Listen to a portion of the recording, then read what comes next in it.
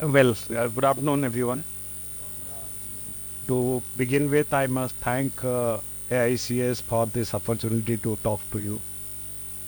Ever since my RBI days, I am always extremely happy to have these opportunities. In RBI, the perspective was different because through these interaction only you come to know what the problems are.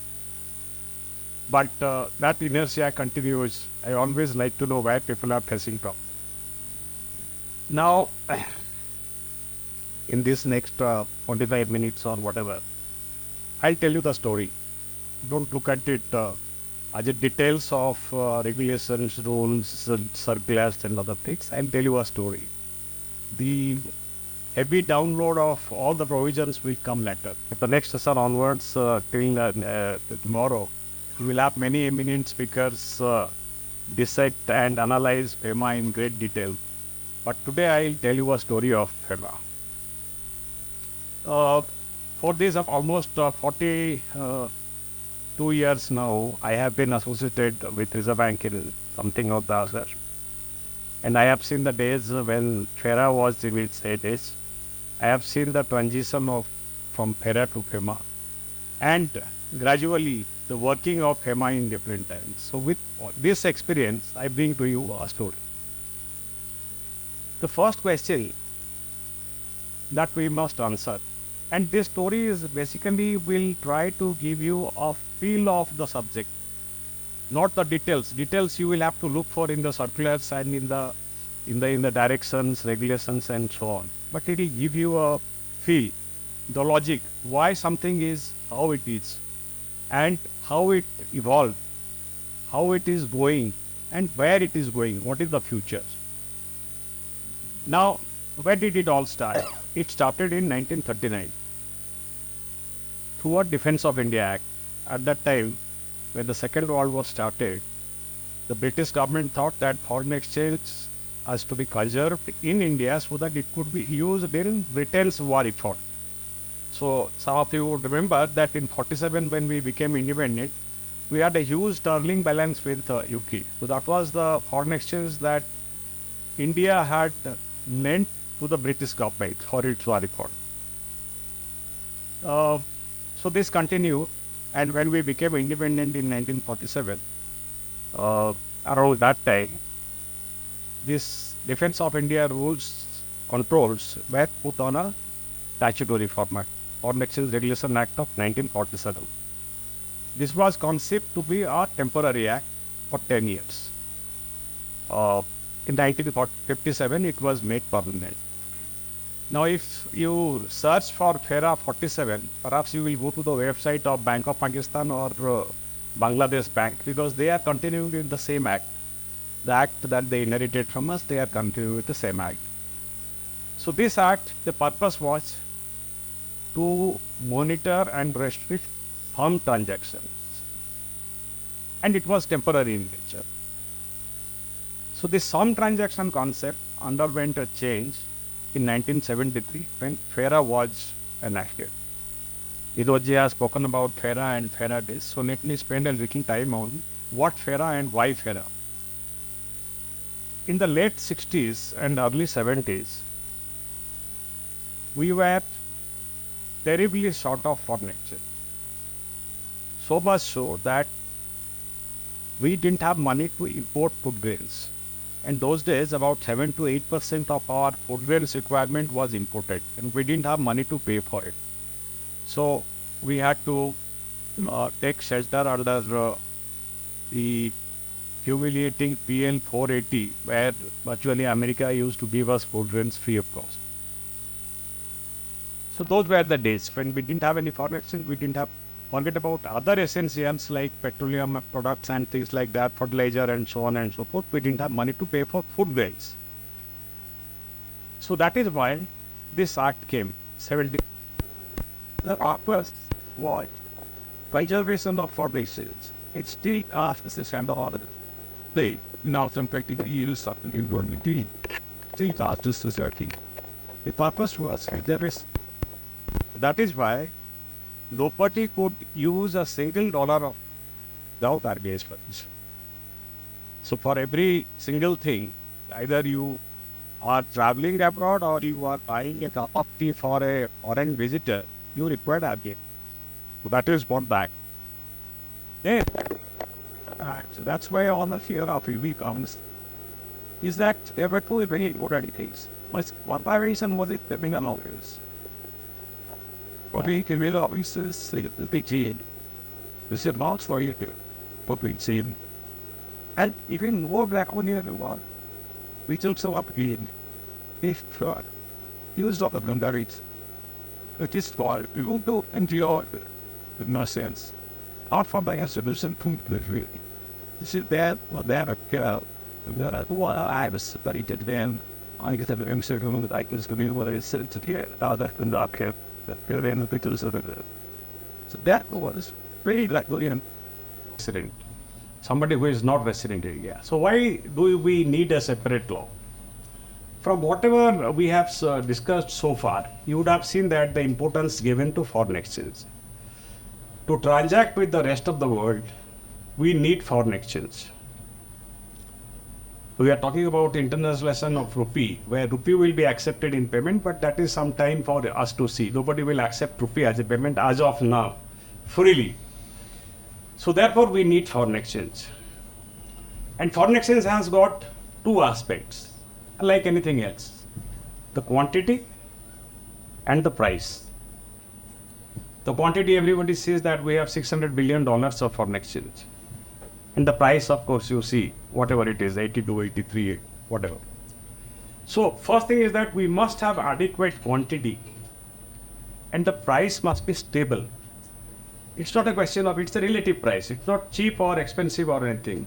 Japanese yen is very low in price. Okay, so it is not high or low. It should be stable over time.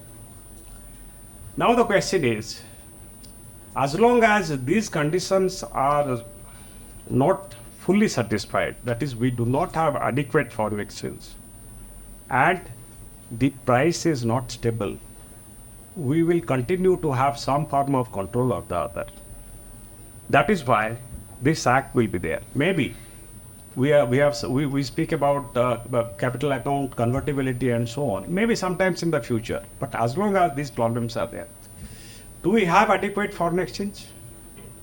What do you think? We have $600 billion of it. Is it adequate? Is it sufficient? Is it very large quantity? What do you say? Why? If it is not large, why?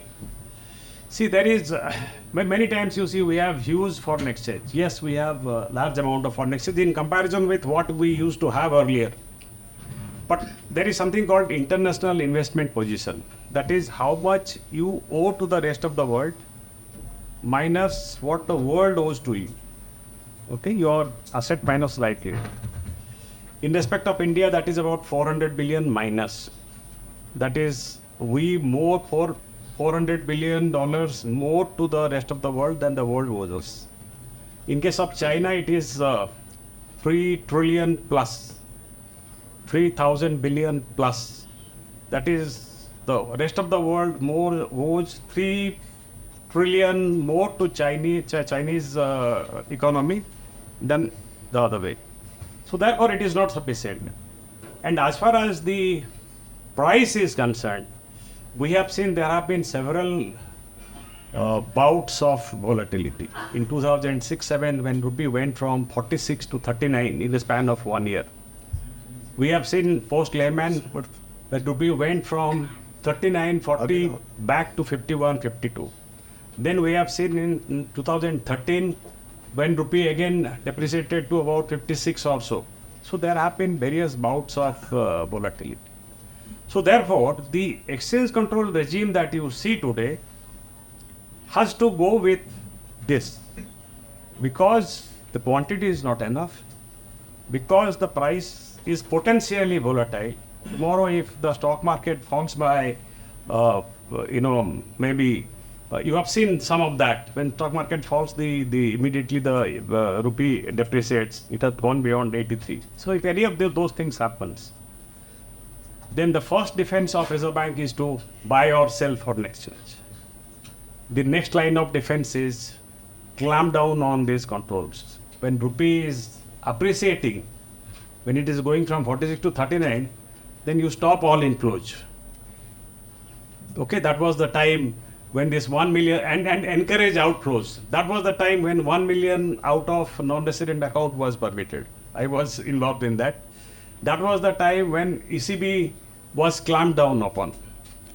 And when the rupee is depreciating, then you have measures to stop flows, inflows, stop outflows, and encourage inflows. So that is the time when, if you remember, LRS was brought down from 200,000 to 75,000. That is the time when ODI limit was brought down from 400% of net worth to 100% of net worth. That was the time when restriction was imposed on EFC account that you cannot accumulate money in the EFC account. So this play will continue depending upon the market dynamics.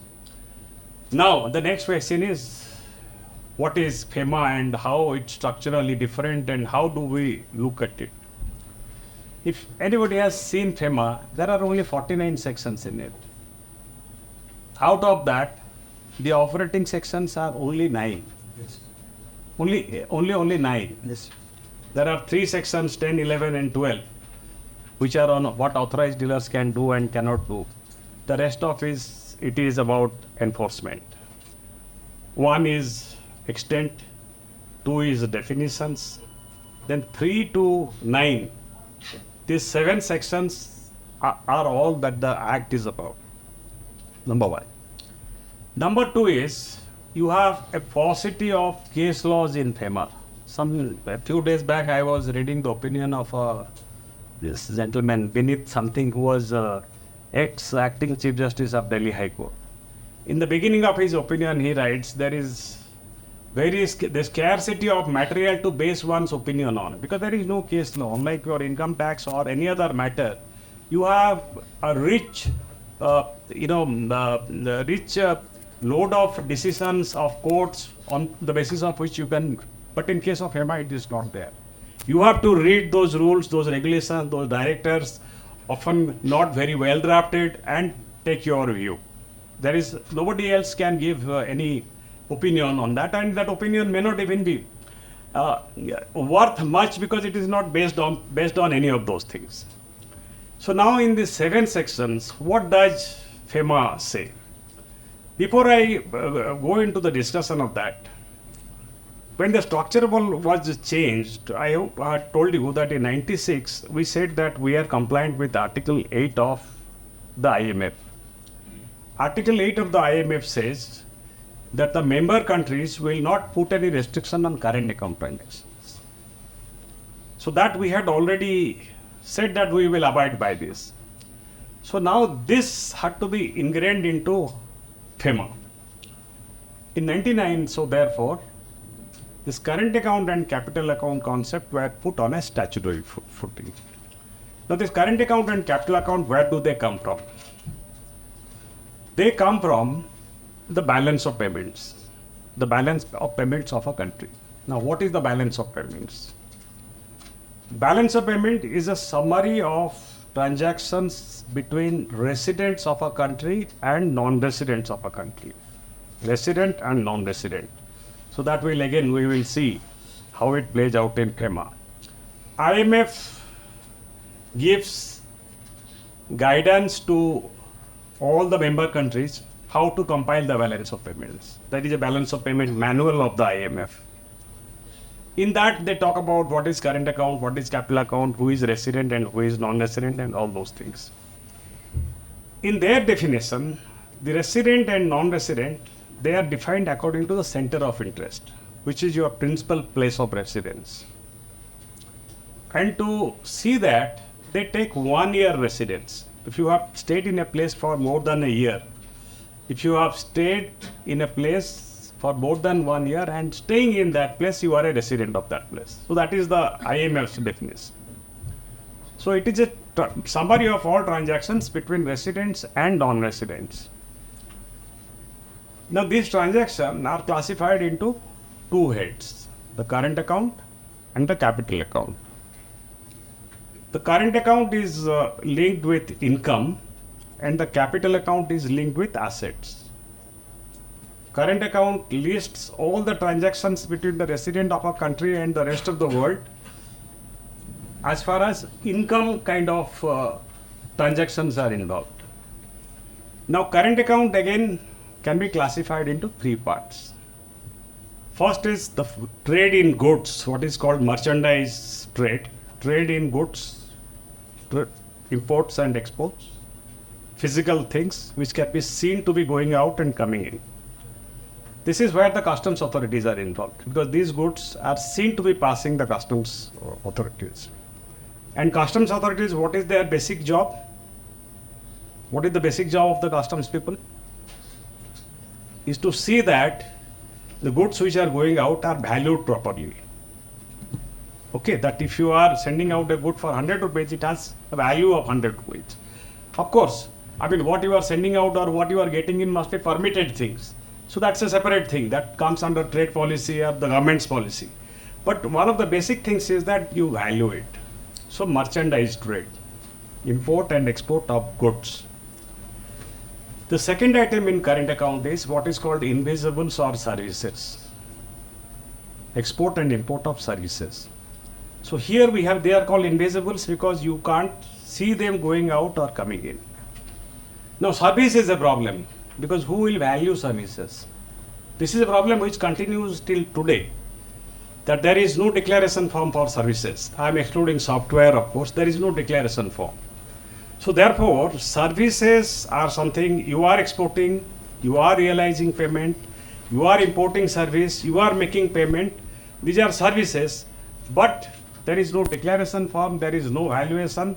The entire onus is on you. If you are questioned at any point of time, nowadays, of course, your transfer pricing authorities, APA rulings are, etc., those things are there. But if somebody asks you a question, then the onus is on you to prove that for any service that you have exported, the price that you have charged is the right price.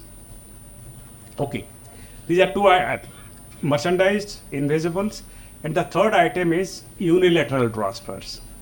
That is payments for which there is no quid pro quo.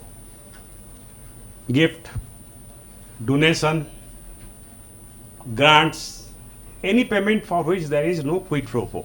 Neither the goods or services nor any obligation, nothing. Their current account, I will come back again to this.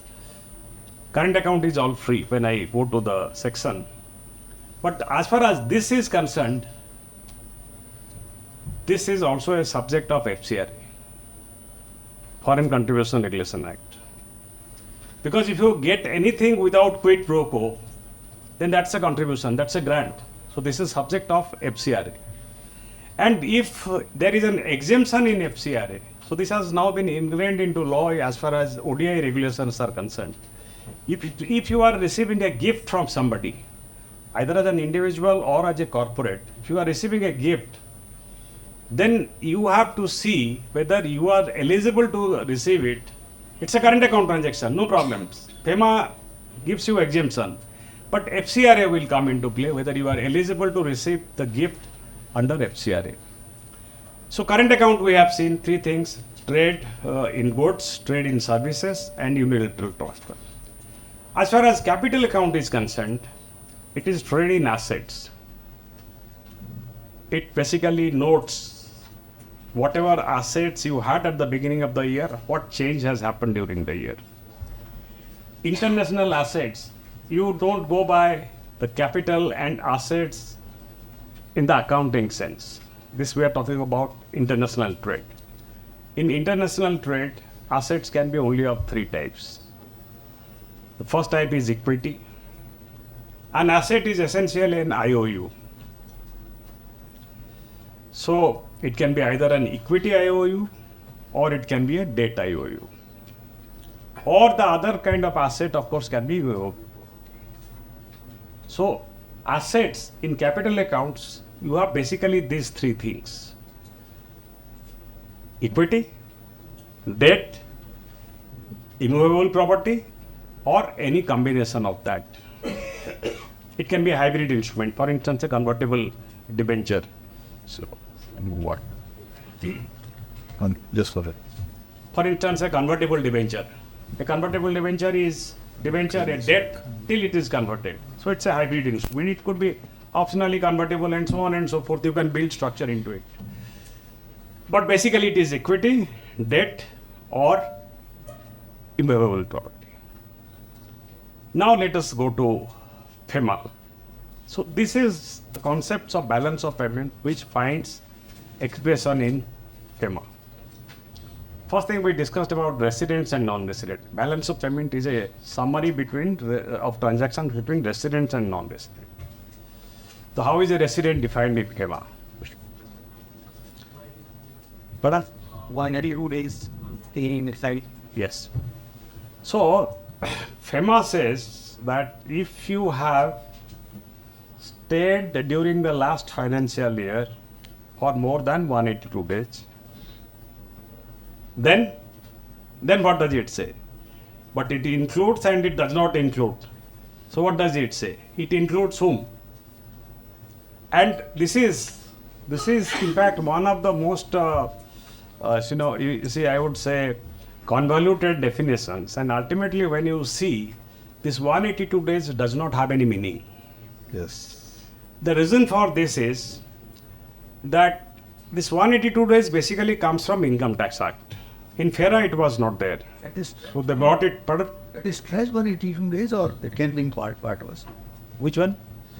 Sir एक minute सुनिए सुनिए जरा अभी No, सुनिए I'll come to that. No questions right now please सुनिए अभी अभी बहुत कुछ है सीखने के लिए धीरे I'll come to धीरे that. जल्दी मत करिए I have said that this 182 days does not have any meaning at all.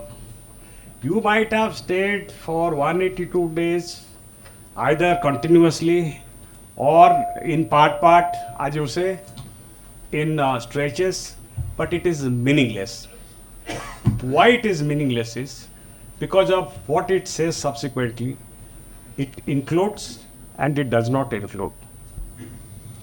Now this confusion comes because this 182 day definition, part of the definition comes from Income Tax Act, where it is backward looking. Your tax is being done in the assessment year 23-24, depending upon your income and status during 22-23. FEMA is transaction oriented. You go to the bank on 1st of April to send $200,000 under LRS. The bank will not ask where were you last year. Bank will say, where are you today? What is your status today? It is perfectly possible that you might have stayed for the entire financial year 22-23 in US, and 1st of April you came back to India. Or if you were a foreign citizen, John Doe, then you came to India on unemployment. Okay? So 1st of April onwards, your status is that of a resident or resident but not permanently resident. We'll go over in the next session about all those things. So FEMA is transaction oriented. So your 182 days, whether in part or in full, will not have any meaning. I will very happy to see, I mean, where it matters, it does not matter. And where it does not matter, it does not matter. See, even if all that matters is what is your status on the day. So what it excludes, it says if you stayed for more than 182 days during the last year, but does not include people who have gone out for employment, for carrying out a profession, etc., or for any other purpose indicating indefinite stay. That is, it does not include people who have left on 1st of April. But it includes people, then the second proviso is, it includes people who came to India for all these purposes. It includes them. That is, whether you stayed or not during the last financial year, if you came into India on 1st of April to take up a job or to carry out a profession or for any other purpose which indicates indefinite stay, then you are a resident. Okay, so this is how it is defined.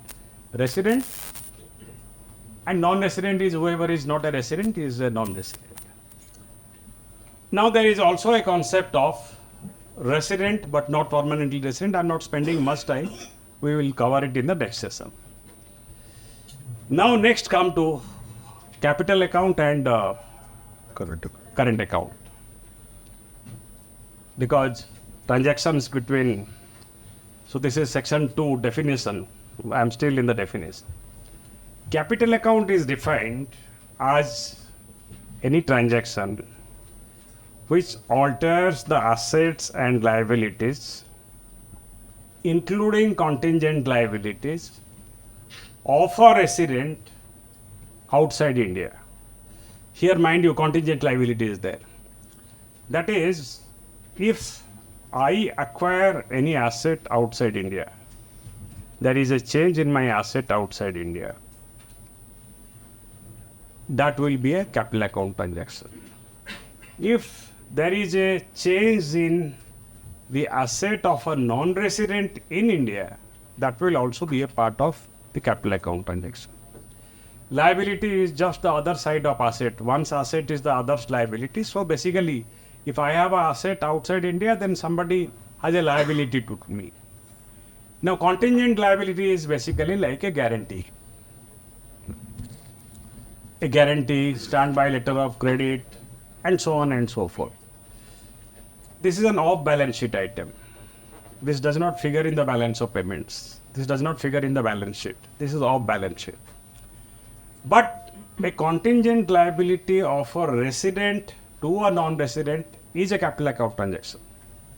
But the definition is silent about the reverse. That is a contingent liability of a non-resident in resident. So therefore, if you want to give a guarantee favoring John Doe, that is restricted.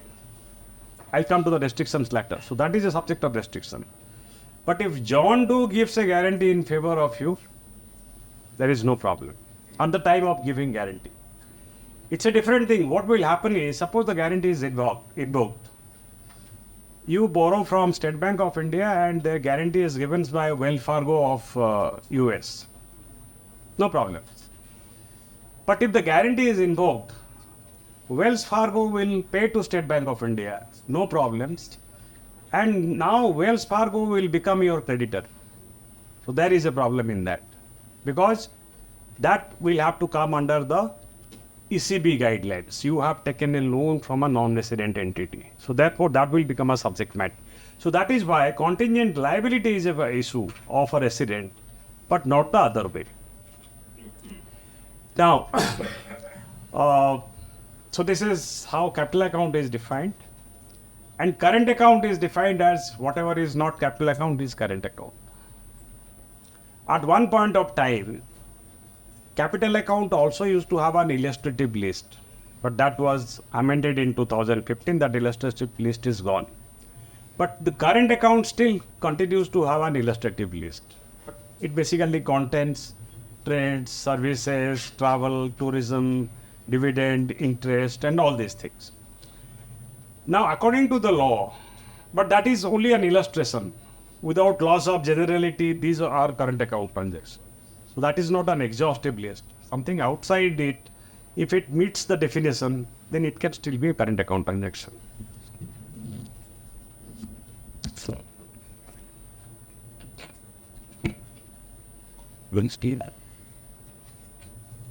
so the test of it is, whether it is a capital account transaction or current account transaction, is whether it creates an asset.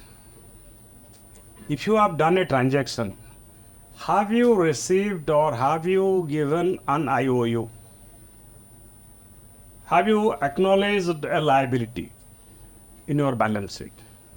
Has it gone to income account and subjected to tax, or it has gone to your balance sheet as a liability or as an asset?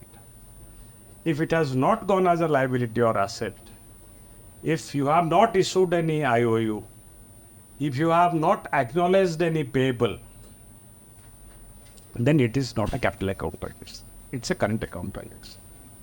Trade payable are also current account transaction. If you have exported on buyer's credit for 180 days, then that's a current account. That's not a capital account. But if you retain the proceeds in Swiss bank beyond 180 to 80 days, then that may become a capital account. I'll come to that now. So once having defined this, there are only two operative sections in the law, Section 5 and Section 6. Section 5 says that there shall be no restriction on current account transactions except what the government of India, in consultation with RBI, may choose to impose. So this is what the section is all about, current account transactions. Following this, the government has formed foreign exchange management current account transaction rules, and there will be several other things. For instance, export regulations and rules also will come under that. But this is broadly the provision. In current account transaction, there shall not be any restriction unless there is the government chooses to impose something. Then we come to Section 6, which is about capital accounts. In capital accounts, it is the exact opposite. In current account, everything is permitted, the normal common law principle, everything is permitted unless prohibited. In capital account, the default is prohibition. Only such current capital account transactions will be permitted as are specifically permitted by the Government of India and the Reserve Bank of India. Government of India in respect of non-debt transactions and Reserve Bank in respect of debt transactions. So current account and capital account, the contrast you notice. I have seen in several arbitration cases where I have advised the foreign lawyers from Singapore or London, they ask, where is it prohibited? I said, you don't have to look for where it is prohibited as for if it is capital account transaction. You have to see where it is permitted because the default is prohibition. So that is the problem in capital account transactions. You have to see what is permitted, not what is prohibited. So therefore, this gives the regulators and the authorities tremendous amount of the freedom to interpret the law in which way they feel like. One of the examples is the so-called ODI FDI structure. The ODI FDI structure used to happen earlier. It was not taken notice of. What is ODI FDI structure? An Indian company sets up a company outside India, raises capital, gets technology or whatever, and that company invests back into India. This used to happen. And there are several cases where the FIPB has given permission for such structures. One good example is your NDTV. NDTV, the entire thing was owned from London. And the government gave permission to raise money and bring it back to India. But sometimes in 2013, for whatever reason, RBI started saying that this is not permitted. There's a whole lot of things in that. I'll not go into that, but the view was taken that such a thing. Now, why it is not permitted? How do you know that it is not permitted? It was said that it is not bona fide business. Why would you invest into a foreign country only to invest back into India? It's not bona fide business. But somehow the RBI continued and prodded by the government, RBI continued with this. And only in 2017 or 18, they came out with a FAQ that such things, such structures will require permission of RBI. So remember, in capital account, always people are in as weak a position as you were in FEMA regime. What is the common between FEMA regime and the capital account transactions today? In FEMA regime, everything was permitted unless specifically, everything was prohibited unless you get an RBI permit. Today also in respect of capital account, everything is prohibited unless it is specifically permitted. And you have to look for that permit. You have to many times. And the problem in this is that the business is changing shape. The business is done in ways which was not heard of earlier. Whoever heard of startups 15 years back? Whoever imagined that today about 60 to 70% of the FDI comes from the private equity firms and from the venture capital funds. And they have their own compulsion. The way the private equity firms are organized, the way they raise their capital, the way they make investment decisions, all those guaranteed returns and so on and so forth, it all came with them. So these things are not foreseen in the law. So therefore, as far as capital account is concerned, we still have a regime which is loaded against us, and we have to be very careful. Any questions or anything so far? I'm like an apprentice in FEMA today in this class. So if my question is useless, irrelevant, please just ignore it. Because I'm just reading a Bayer Act and put many questions as suggested by me by my Guruji Vinodji कि आप Bayer Act पढ़ो. एक तो आपने अभी बताया sir, तो what is the automatic route? It is defined by Government of India or RBI. Where you Automatic route in respect of what? that. Automatic of- FDI. See, as far as debt is concerned, That's pretty much a question. it is in the domain of Reserve Bank of India. Non-debt, that is equity and immovable property, is in the domain of the Government of India. Now, as far as debt is concerned, whatever is an automatic route is defined by RBI in the relevant circulars. ECB or non-ECB, individual borrowings and so on. Say automatic route in real estate. Any automatic route basically means you can do that transactions and simply report it. Everywhere there has to be reporting. You do not require any prior permission from anybody to do a transaction.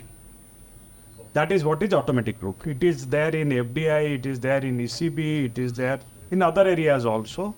So automatic route basically means this. So so I've taken in. Sir मेरी request है, FDI का पूरा session है. No, please, I cannot permit this. Please appreciate, his time is almost already. वही आपसे मैंने कहा था मुझे पता नहीं, some of the questions, some थोड़ा of the शांत रखिए ना अपने questions. आप को. क्वेश्चन ऑन सेक्शन 4 नहीं, some of कल the रात को वापस भेजेंगे, कोई आपका प्रश्न बाकी नहीं रहेगा. थोड़ा शांति रखिए. Some of the questions that you are asking should be asked at the end of the training program. If it is still unclear, last में आधा घंटा है, पर कल रात को आपको सेटिस्फाई करके भेजेंगे. Don't worry. आरबीआई पे पूछा हाँ, कि आरबीआई में आप रिपोर्ट कर देते, ठीक है? तो एक एमपीआई आती है, आप आरबीआई में रिपोर्ट कर देते हो, because it's an automatic road, what is permitted by the government of India और आरबीआई. कैरेट लाइन ट्रेडिंग में जो शो पास नोटिस में लिया, when it has been reported by carat line trading to RBI. what trading? There's a company, Carrot Line Trading, which has been just taken over by Tata. A company has added Carrot Line. Trading means That the case of Carrot Line Trading will recently coming in the field. देखिए sir, ये आएगा. मेरा निवेदन है, I can not permit this questions. no, 1 minute. No, please, sir. So let us. I said whatever I have Start discussed asking so questions far. which are not The other things you can separately discuss with me. We will discuss that. I am open to that. But in the interest of time, Sir, kindly allow us to run it in our own manner. Otherwise, We need another flow. everybody will suffer otherwise. Please appreciate that. okay. So we have. कल के लिए सब लीजिए. हाँ, मैं कल शाम को. हाँ आपके लिए सबके लिए बढ़िया रहेगा. हाँ, अभी बहुत कुछ सीखने के लिए. हाँ, बस मैं थोड़ी इंटरेस्टेड. बाकी जिसके क्वेश्चंस हो आप लिख लीजिए, लिख के हमें दे दीजिए. कल शाम से पहले सबके जवाब हम आपको दे देंगे. जिसके मन में जो सवाल हो, ब्रेक होता है, चाय ब्रेक होता है, और सुबह भी लिख सकते हैं, शाम को भी लिख सकते हैं. क्वेश्चन दे दीजिए, सारों को जवाब मिलेगा. मेरे पास से जितना बताया जा रहा है उसमें डाइजेस्ट में हाँ, बस. ये बहुत इंपॉर्टेंट कंसेप्ट समझा रहे हैं. Concept Fine. समझिए please. So we have discussed up to section 6 the structure. Now in section 5 we have seen the restrictions, if any, is to be imposed on current account transactions. It has to come from the Government of India. And as far as capital account is concerned, restrictions are shared between the government and the Reserve Bank. Earlier it used to be entirely in Reserve Bank's domain. But from 2015 amendment onwards, which was implemented in 2019, the government frames rules in respect of equity and immovable property, what it calls non-debt instruments, and Reserve Bank frames regulations in respect of debt. Reserve Bank also regulates the offices, branches of foreign companies in India. Now, offices, branches of foreign companies in India, will they be residents or non-residents? well wisdom. Pardon? If that means they technically will be non-residents, and so therefore Section 6 gives it a specific power for RBI to regulate the liaison officers, branch officers, what Vandana will cover tomorrow, branch officers and project officers. So this is all that is there in FEMA. And there is of course Section 7 and 8. Section 7 says that exporter of goods and services will declare what the value of their export and services are. Goods has been prescribed, but services has not been prescribed. The form for goods has been prescribed, GR or nowadays EDPMS and Softex, but it has not been prescribed for services. So services has a problem, as I mentioned. And then there is an obligation to realize the payment within such period as RBI may prescribe. This is a current account transaction, but normally there is no restriction, but the restriction is on realization. That if you don't realize, then it is possible that you are creating an asset abroad. So therefore, the obligation to realize. Now I have come across some cases where apparently the ED is prosecuting people who have not realized export earnings. Now the position in respect of this in law is that you will make best efforts to realize. If you see Section 8, Section 8 states that anybody to whom foreign exchange is accrued or foreign exchange is due will make reasonable best efforts to realize it. It is not necessary that you have to realize it. But if prosecuted, you have to show that you have made the efforts to realize. That is, in many cases, what Binoji was talking about when he spoke, is that when you are prosecuted by DOE or when you go to RBI with a case, we are often, the problem that we have is bad housekeeping. You have made an import, not paid for 3 years, you don't have a bill of entry. You have made an export, you have realized the payment, but you have not tallied the EDPMS or the GR form or whatever. So therefore, this is... How much time? I think time is over already. So I'll stop here. I'll just mention the last issue. So this is what is about exports and Section 8. And Section 9 gives certain exemptions. As far as the enforcement is concerned, as far as the administration is concerned, it is shared between the RBI, the Government of India, and the Enforcement Directorate.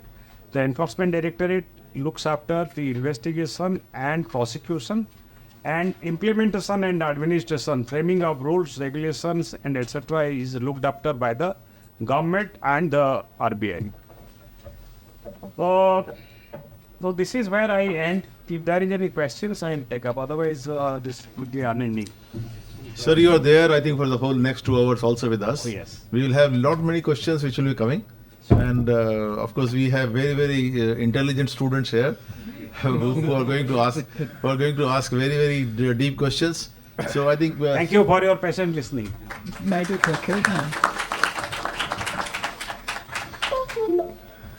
Sir, Shri, Babu, aap chalo.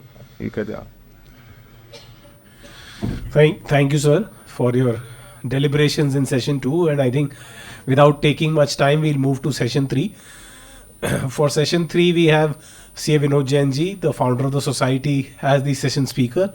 And Shri Himansu Mohanty ji has consented to kindly chair this session and be available for our doubts and queries. And we have a small open house also at the end of this session planned, which will be focused primarily towards queries in the second and the third session.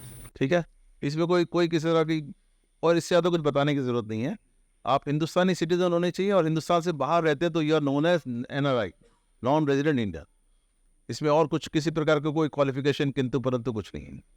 Now we coming to OCI और person of Indian origin. पहले person of Indian origin नाम था, अब उसका नया नाम उन्होंने overseas citizen of India कर दिया है. Somewhere there is a conceptual thing that OCI can only be once you have OCI card holder. That is not correct. OCI is a concept, it is not the card. Okay, so what we are saying is you can be a overseas citizen of India in case you you have been citizen of India as on 26 January 1950, right?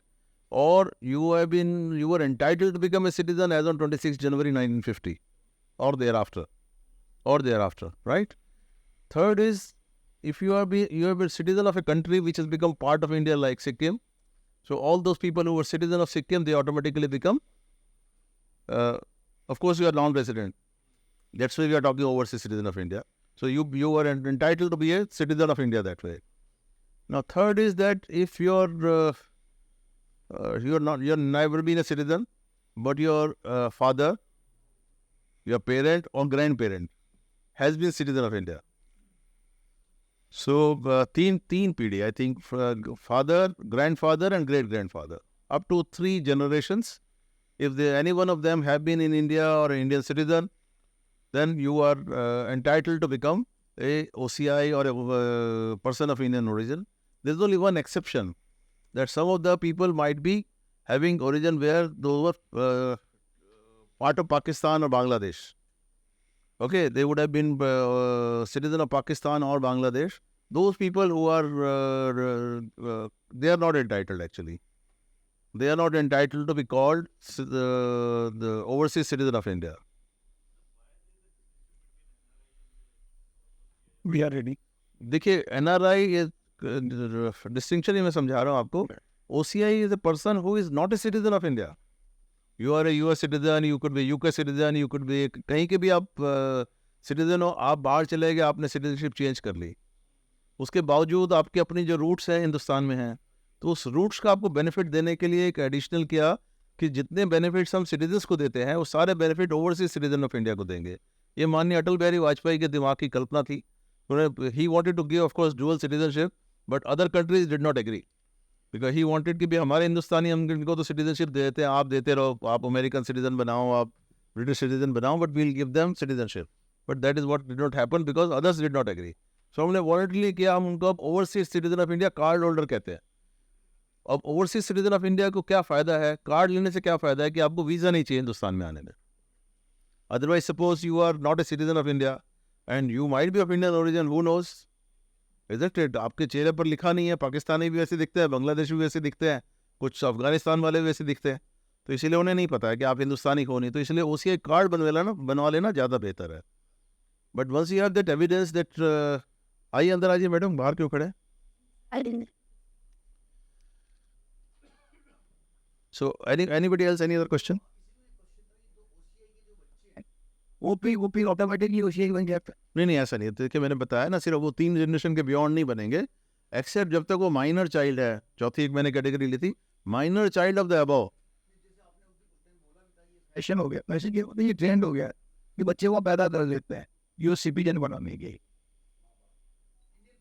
ये अभी नया trend है, ज़्यादा पुराना नहीं है. हाँ, ले लिया, मिल गई, कोई बात नहीं है, बच्चा पहले से ही सिटीजन, कोई बात नहीं. बाइबल तो बट उनका फादर, ग्रैंडफादर, ग्रेट ग्रैंडफादर तो अभी है ना सर. अभी तो 3 पीढ़ी तक जा रहे हैं. तो इसका मतलब 60-70 साल पहले भी अगर कोई यहाँ सिटीजन था, 20 साल में एक पीढ़ी चेंज होती है. नॉर्मली 30 साल में होती है, कभी 20 साल में होती है. कोई इशू नहीं है उसमें. If is of Indian origin and his father, जो माइनर बच्चा है, his father, his grandfather, his great grandfather, and one more because he is minor. Till the time he is minor, we will count one more generation. That is great grandfather's father. If he has been citizen of India, then yes. In one case, mother is OCI and the father is a American. Or is the American, no India connect. ठीक है, he is original American, mother is OCI. Then what do you want? I want whether the children will be Obviously, because his mother has been a citizen of India. OCI नहीं, citizen बताओ. पता लगा वो भी whether citizen थी ना. तो if my mother has been citizen of India or my grandfather or मतलब grandparent की बात हो रही है. पहले कई बार ना all generation is citizen है, फिर क्या रही? फिर कोई इशू ही नहीं है. नहीं कोई इशू नहीं. We can start FDI presentation. Your presentation is there. So I think they are delayed, but I think I'll take their presentation. We'll start. Okay.